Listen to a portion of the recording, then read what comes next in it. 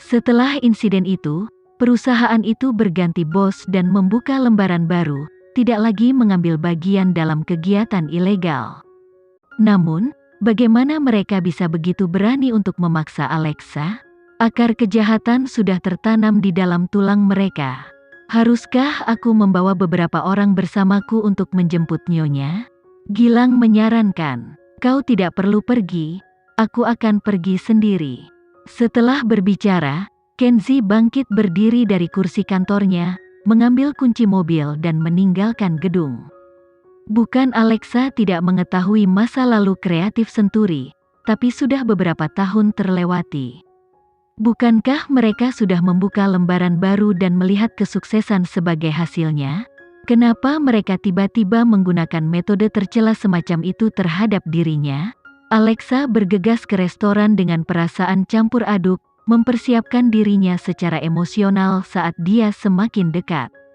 Kembali pada saat dia berada di Perancis, dia pernah menyaksikan model yang dipaksa minum obat di hotel sampai meninggal, semua karena model itu telah mengetahui sisi buruk dari bos besar.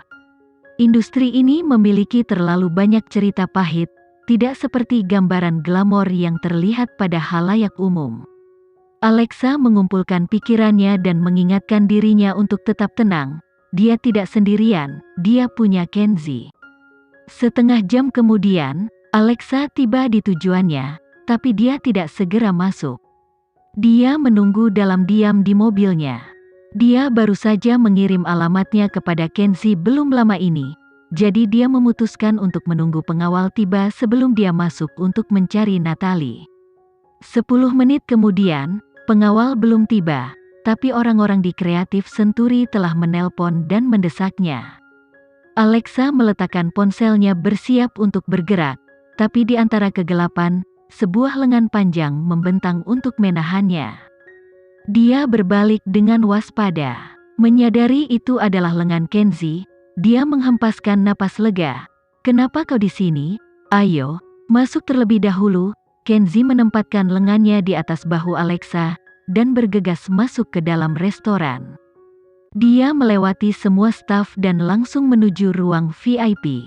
Orang dari kreatif Senturi tidak akan pernah menyangka Kenzi akan muncul bersama dengan Alexa. Seluruh insiden ini berasal dari reporter, Dion. Dia adalah anak baptis dari CEO kreatif Senturi. Setelah mengalami kerugian besar hari ini, tentu saja dia harus menemukan cara untuk melawan. Untuk kreatif Senturi sendiri, setelah ditolak berulang kali oleh Alexa, mereka telah lama menyimpan dendam terhadap Alexa. Setelah mengetahui anak baptisnya mengalami kerugian karena Alexa, Presdir dengan cepat memikirkan rencana hari ini untuk sedikit menakut-nakuti model ini. Namun, dia tidak pernah menyangka, CEO Mandala, Kenzi Leonard, akan menemaninya. Mereka sedang duduk di meja kristal mewah adalah Dion dan CEO kreatif Senturi. Seorang pria yang dikenal sebagai Wildan Kusumajaya.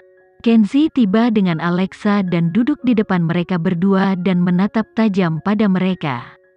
Terlepas dari apakah Wildan telah ketakutan dengan pemandangan ini, Dion sedang gemetar.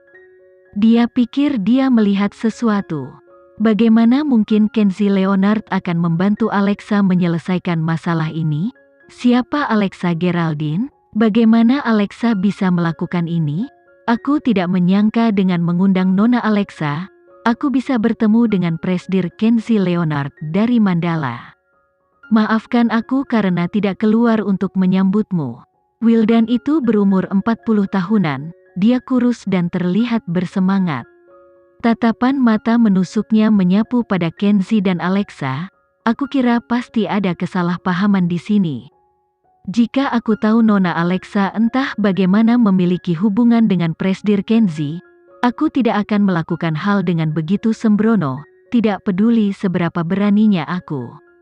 Maafkan aku, Presdir Kenzi.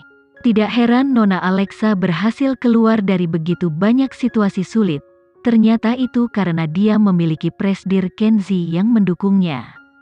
Kenzi menatap pria itu, Pria dikenal sebagai veteran di industri ini dan sangat bermuka dua. Meski demikian, dia masih tahu cara untuk menunjukkan rasa hormat di depannya. Alexa, yang tetap tenang sepanjang waktu, melirik di Dion dan menyadari, dia tidak cukup berhati-hati. Semua ini karena orang ini yang telah dia singgung. Kenzie tidak berbicara. Dia hanya mengangkat dagu dan menyisirkan tangannya pada rambut Alexa. Setelah beberapa saat, ia akhirnya berbicara, "Aku baru mengenal Alexa selama 2 bulan.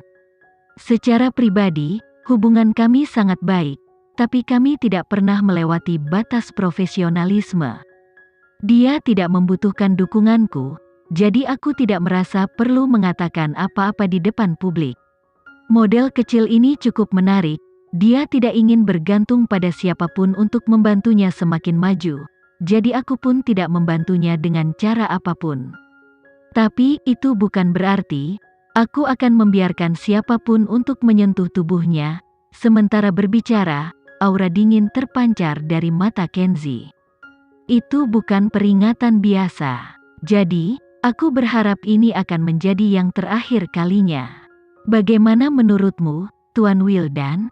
Kenzie melirik pada kedua orang itu, aura kuat di matanya memaksa mereka untuk mundur. "Aku tidak memiliki kontrol atas bagaimana kau memperlakukan orang lain, tapi aku tidak akan membiarkanmu memperlakukan dia seperti ini." Jantung Wildan berdetak kencang lalu dengan cepat mengungkapkan senyum kalah. "Tentu saja, ini salahku karena tidak menyadari pentingnya Alexa Geraldine. Jika aku tahu Alexa Geraldine adalah teman Presdir Kenzie, aku pasti tidak akan melakukan sesuatu yang begitu konyol. Aku harap kau ingat apa yang kau katakan hari ini," ucap Kenzie. "Dion, cepat dan bawa Nona Natalie keluar." Dion ketakutan, dia khawatir Alexa dan Kenzie akan menyebutkan bagaimana dia telah mencoba untuk memeras Alexa. Jika dia memikirkannya dengan hati-hati, mungkin saja orang yang membantu membuat keputusan di balik layar adalah Kenzie Leonard. Punggung Dion tiba-tiba terpenuhi oleh keringat dingin. Jika dia tahu sebelumnya bahwa Alexa dan Kenzie Leonard mengenal satu sama lain, bahkan dalam sejuta kali kehidupannya, dia tidak akan berani mencemarkan nama baik Alexa. Setelah itu, Natalie diantar keluar dari ruang tunggu. Pada kenyataannya, dia tidak terluka sama sekali, karena tidak peduli seberapa gilanya kreatif senturi itu, mereka tidak akan pernah kembali ke mereka yang dulu. Juga, Alexa dan aku kenalan yang baik, tapi aku tidak ingin diketahui oleh siapapun. Jangan khawatir Presdir Kenzie, tidak ada yang akan tahu tentang ini." Wildan terus memasang senyum di wajahnya sepanjang waktu. Dia tahu Kenzie Leonard lebih kejam daripada dia yang terlihat sekarang. Terutama ketika dia sedang bekerja, dia tidak ingin mengambil risiko kehilangan kreatif senturi.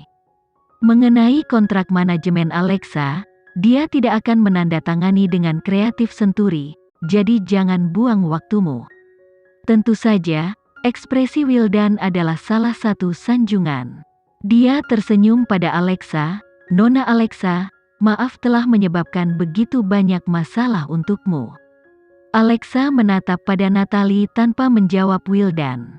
Melihat Alexa tidak merespon, Kenzie tidak ingin membuang-buang waktu lagi.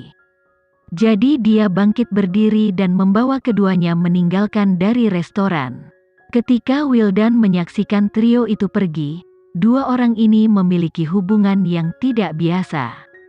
Jika mereka dekat, kenapa Kenzie Leonard tidak merekrutnya ke dalam Mandala? Tapi jika mereka tidak dekat, bagaimana cara Alexa Geraldine membuatnya muncul? Di samping dari itu, berhati-hatilah mulai sekarang. Berikan sedikit kompensasi pada Chelsea, dan cobalah untuk tidak mencemarkan nama baik Alexa Geraldine. Mungkinkah Kenzie Leonard adalah penasehat Alexa selama ini? Apa dia pikir dia akan tertarik pada seseorang seperti Alexa yang begitu sombong, dan memiliki latar belakang biasa saja? Aku tidak yakin bagaimana dia berhasil memiliki hubungan dengan Kenzie Leonard, tapi pada akhirnya, dia sungguh mendapatkan keuntungan. Aku tidak berpikir seorang seperti Kenzie Leonard mungkin bisa terikat pada seorang model bermutu rendah. Dia seorang raja berkuasa di dunia hiburan. Dia bisa mendapatkan wanita manapun yang dia inginkan. Jadi, seperti yang kau lihat, meskipun dia membantu Alexa menyelesaikan masalah, dia menolak untuk mengungkap hubungan mereka. Tunggu dan lihat saja. Kenzie Leonard akan menikah cepat atau lambat dan Alexa hanya akan jatuh dari tempatnya bertengger. Ketika saat itu tiba, kita akan memiliki kesempatan untuk melawan Alexa, kata Dion seraya dia menyaksikan punggung ketiga orang itu menghilang di kejauhan.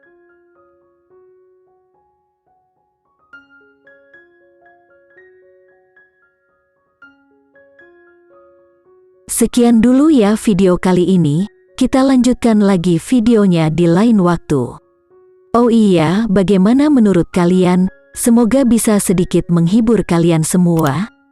Untuk teman-teman yang baru nonton, jangan lupa subscribe ya, hehehe.